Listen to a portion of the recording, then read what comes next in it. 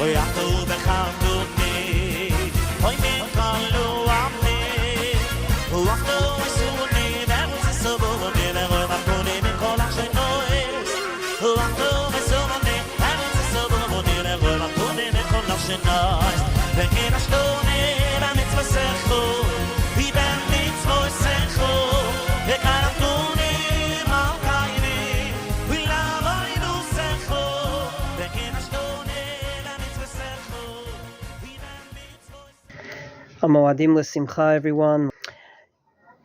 A very interesting comment is said about Anshe Yerushalayim. The people in Yerushalayim, when there was a temple, used to take their lulav and etrog and walk around with it all day.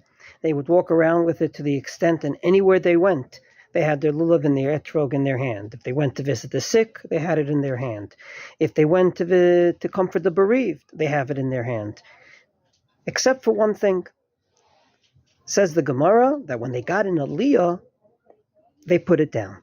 Why is it that for everything else, including the Amida, you can daven with the Lulav and Etrog? That's what the Shulchan Aruch paskins. And yet when it comes to getting an Aliya, you must put it down.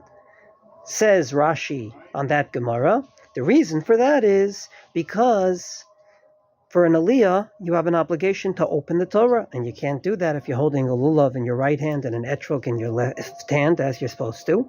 And therefore, because of that, they had to put down the Lulav and Etrog, get the Aliya by opening the Torah, and afterwards they can take the Lulav and the Etrog to their hands once again. I believe we learned from this two different things.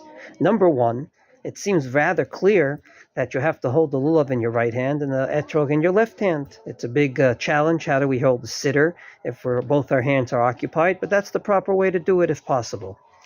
Number two, an amazing observation of Rav Soloveitchik is that for an Aliya, you have an obligation to open the Torah. Opening the Torah allows you to make the bracha.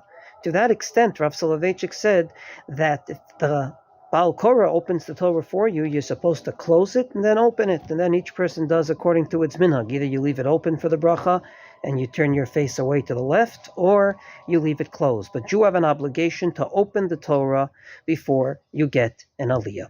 So from this little story about Anshe Yerushalayim, we learn two things that have to do with both our davening all year, Kriyat Torah, and regarding Lulav and Etrog.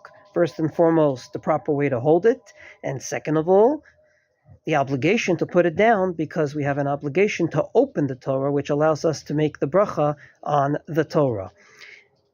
And I believe that this second observation is extremely important, because we don't make brachot on here. We don't say a borei pri ha'etz just because there's apples on the tree. We have to hold it in our hand. You don't say a shahakol niyeh b'dvaro just because there's water in the tap. You have to be holding it in your hand and about to drink it. So too, you don't say a bracha on the Torah unless you opened it, you saw this written ink in there, and then, and only then, do you make a bracha.